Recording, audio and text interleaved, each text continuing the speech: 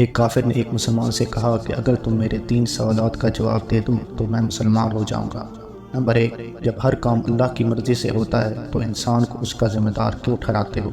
Number 2، جب شیطان آگ سے بنا ہوا ہے تو جہنم کی آگ اس پر کیوں کر اثر کرے گی؟ نمبر 3، جب تم خدا کو دیکھتے نہیں تو اس کو مانتے کیوں ہو؟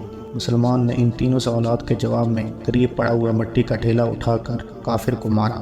کافر کو بہت غصہ آیا اور اس نے قاضی کے پاس اس کا مقدمہ دائر کیا۔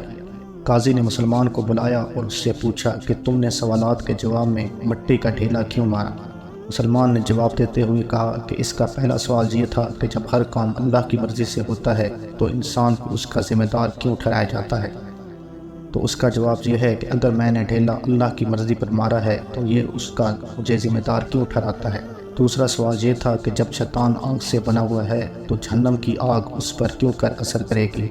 انسان مٹی سے بنا ہوا ہے تو مٹی کے ڈھیلے نے اس پر کیسے اثر کیا؟ تیسرا سوال یہ تھا کہ جب تم خدا کو دیکھتے نہیں تو اس کو مانتے کیوں ہو؟ اس کا جواب یہ ہے کہ جب اسے درد نظر نہیں آتا تو درد کیوں محسوس کرتا ہے؟ تمام سوالوں کا جواب سن کر وہ کافر مسلمان ہو گئے۔